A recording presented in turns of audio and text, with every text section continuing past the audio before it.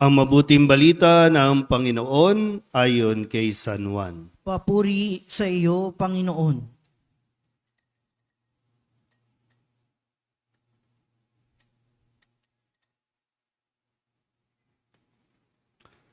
Noong panahong iyon, sinabi ni Jesus sa kanyang mga alagad, "Ako ang tunay na puno ng ubas, at ang aking ama ang tagapag-alaga. Pinuputol niya ang bawat sangang hindi namumunga, at kanya namang pinuputulan at nililinis ang bawat sangang namumunga upang lalong dumami ang bunga. Nalinis na kayo sa pamamagitan ng salitang sinabi ko sa inyo. Manatili kayo sa akin at mananatili ako sa inyo. Hindi makapamumunga ang sangang hindi nananatiling nakakabit sa puno. Gayon din naman, hindi kayo makapamumunga kung hindi kayo mananatili sa akin. Ako ang puno ng ubas, kayo ang mga sanga. Ang nananatili sa akin at ako sa kanya, ang siyang namumunga ng sagana.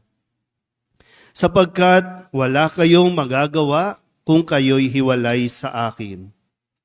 Ang hindi nananatili sa akin ay itatapon at matutuyo gaya ng sanga. Ang gayong mga sanga ay titipunin at susunugin.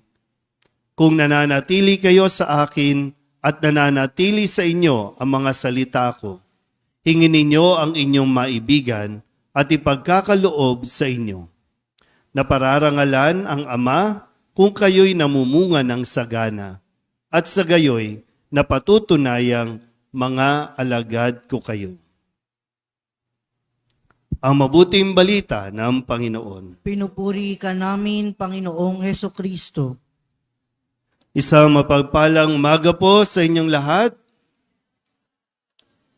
Ngayon po ay ikalimang linggo ng Pasko ng muling pagkabuhay at mamaya din po ay matutunghayan natin ang pag-iindak. Tama ba ito? Pag-iindak o pagtanggap para sa mga bagong kasapi na maglilingkod sa atin pong simbahan dito sa Nuestra Señora de la Soledad, ang mga bagong miyembro ng Mother Butlers Guild. Pwede ba tumayo yung mga iindak? Pwede ba kayong umindak ng kaunti? No? Kasi yung mga naglilingkod, dapat medyo maaliwalas ang muka, masayang naglilingkod. Tingin nga kayo sa mga tao. Bantayan niyo po mga mukha ng mga yan. Ha? Mga magiging MBG po yan. Mother Butlers Guild. Sige po. Sa atin pong pagdiriwang ngayon sa mga ipinahayag na mga salita ng Diyos ay pinaggigiitan sa atin ang isang katangian na dapat nating tinataglay. Parang sa pagpasok sa isang relasyon. No? Hindi lang basta magdidesisyon ka na magmahal, kundi kailangan din ay mayroon ka bang kapasidad na manatili. Yan. Yung capacity to remain. Kaya nga sabi ni Kristo, ito po ang konteksto ay kung babasahin niyo po, babalikan niyo yung Ebanghelyo ni San Juan, kung babalikan niyo bago ang bahaging ito yung mga huling tagpo na kasama ni Jesus ang kanyang mga alagad bago pa man tuluyan siya na hulihin, pahirapan. Kaya yung mga salita niya ay sinasabi niya na manatili kayo sa akin. Ano man ang mangyari, manatili kayo sa akin. At dapat maalala ninyo ano ba ang status natin. Sino ba kayo at sino ako? Na siyang sinasabi dito, ako ang puno ng ubas, kayo ang mga sanga. Na kailangan ng sanga nananatili sa puno. Kung paanong ang tagapag-alaga ay inaalagaan nito, pinuputulan ng mga bahagi para lalong mas umusbong, lalong mas magdahon, lalong mas mamunga. Kaya manatili kayo sa akin, ang sabi ni Jesus. Sabihin niyo nga po, manatili. Ulit, manatili. Ayan. At kung sa konteksto din no, ng atin pong panahon ng pagdiriwang ng muling pagkabuhay, 2 linggo na lang po o 1 linggo ay ang pag-akyat na ni Jesus sa langit. So, iiwan niya na talaga ang kanyang mga alagad dito sa lupa. Tapos na ang kanyang pagpapakita at patapos na rin ang kanyang mga huling habilin. At gagaya nito, sinasabi niya, ano man ang mangyari, manatili kayo sa akin. Kung gusto ninyong mamunga, kung gusto ninyong mas lumago, manatili kayo sa akin. Sabihin niyo nga ulit, manatili. Alam na ni Jesus, no, ang pagdaraanan ng kanyang mga alagad at malalaman ng mga alagad kung ano ang dadanasin ni Jesus. Maraming paghihirap na daranasin si Jesus na makikita nila at sana hindi sila panghinaan ng loob, hindi sila maiskandalo, kundi maging matatag at masabi pa rin nilang mananatili kami sa iyo, Panginoon. Sa iyo lang kami, diyan lang kami sa tabi mo.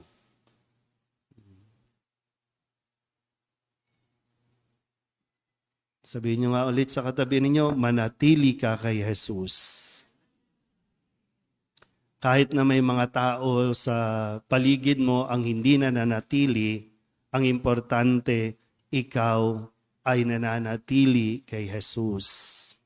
Kahit tanggihan ka ng mga tao, ipagpalit ka ng pinili mo at pumili ng iba, manatili ka kay Jesus.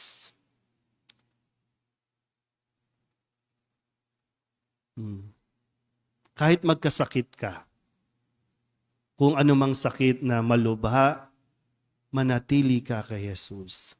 Desisyon niya na dapat nating pag-isipan. Kaya hindi lang tayo basta sinabi, ay Katoliko ako, bininyagan ako eh. Binyagan na ako, hindi lang basta doon. Kasi kailangan mo rin bantayan. Kailangan mo rin na, kumbaga, no, pagyabungin din. Kasi hindi naman yun parang automatic, o bininyagan na ako ha, o connected na tayo. Kasi yung mga connection, pwede yung maputol. Yung mga nakiki-wifi nga, pag pinatay yung wifi, di ba? Wala ka nang connect. Ibig sabihin, inaalagaan pa din. At yung connection natin, maaring subukin yan. Maaring mahirapan tayo pagpasok sa relasyon, pero kailangan mo pa rin, at the end of the day, magdidesisyon kang mananatili ako sa iyo. Ang tao pong nananatili sa Diyos, ang mas pinipiling manatili kay Jesus, nagiging madali para manatili siya sa tao. Ang taong nakakonekta kay Jesus, madali ring mag-connect sa tao. So kung hindi, at kung nahihirapan pala, no, pwede makita natin, kung nahihirapan ng mga tao na makibagay, na makikonnect sa iyo, maaring, no, pag nilaya na mabuti, bakit ganon? Ano bang mayroon? Bakit hindi ka makakonect sa tao? Bakit ang tao hindi makakonect sa iyo? Baka masyadong distant, baka masyadong malayo. Baka yung tingin natin sa ating sarili ay talagang ibang-iba sa kanila.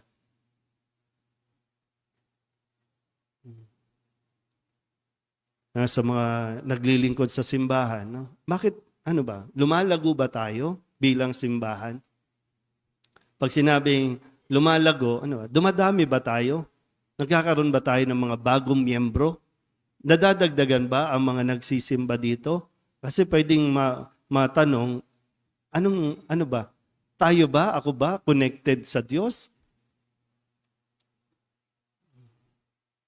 Nararamdaman ba ng mga tao ang connection natin sa Diyos? O baka nararamdaman nila, puro lang tayo koleksyon. Nararamdaman ba ng mga tao na ang mga naglilingkod sa simbahan connected sa Diyos, o ang mga naglilingkod sa simbahan pabida na lang? Pagalingan. Kaya nga sa mga bago, no, na i-induct natin, mga MBG, no? Dumadami ba ang MBG? O nire-recycle lang natin ang MBG? Nakaka-attract ba tayo? Di ba, no? Nakaka-attract ba tayo ng ibang maglilingkod dahil connected tayo kay Jesus? O baka nahihiwalay na tayo lang ito, tayo lang ito? Paano natin mapapanatili ang connection natin kay Jesus? Una, sa salita ng Diyos. Yung scripture, yung Biblia, nandyan lahat ng sinabi ni Jesus. Nasa atin ba yan? Kaya kapag nagbabasa tayo ng Biblia, isang paraan na rin yan na nakikipag-usap tayo sa Diyos. Hinahayaan natin kausapin tayo ng Diyos, nakikinig tayo sa Diyos. So, nasa atin ba ang salita ng Diyos? Pangalawang mahalaga po na makita natin, no, kung paano tayo mananatiling connected, no, kay Jesus. Kumakain ba tayo sa inihahanda ni Jesus sa banal na misa? Hindi lang basta nabinyagan ka, kundi pagkatapos ng binyag, magpapatuloy. Kaya nga, kapag pagkatapos po ng binyag, pinapaalala natin sa mga magulang, mga ninong at ninang na mula ngayon, mula dito, ay tutulungan, aalalayan ang mga bata sa susunod na pagtanggap ng susunod na sakramento. So hindi natatapos doon na binuhusan ka na o member ka na, ha? Member ka na. Kailangan mo pang palaguin din ang iyong sarili. Pagyamanin ang iyong sarili para mas lumago. At kapag sinabing lumalago tayo, ibig sabihin gumaganda ang pananaw natin sa buhay, mas nagiging positibo tayo sa buhay, mas nagmamature tayo, mas natututo tayong humawak ng mga responsibilidad natin. Dahil sa pagsunod natin kay Kristo. So, kukonekta tayo. Kapag nakakonekta sa Diyos, kayang-kaya nating kumonect sa tao. Hindi lahat ng kumukonekta sa tao ay connected sa Diyos. Yung iba nga, humihiwalay na, nagtatayo na ng sariling simbahan, nagtatayo ng sariling kulto, nagtatayo ng sarili nilang grupo na sinasabing, praise the Lord kami, para kay Jesus kami.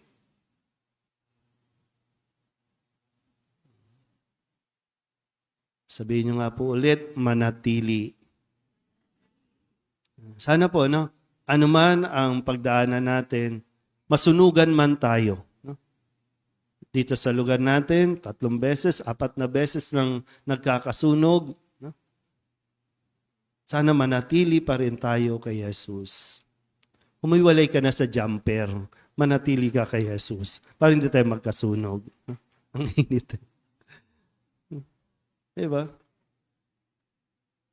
Magkasakit man tayo, manatili pa rin tayo kay Jesus. Dahil isang araw, makikita natin ang bunga ng atin pong pinili na mananatili kay Jesus. Amen? Magsitayo ang lahat, ipahayag natin ang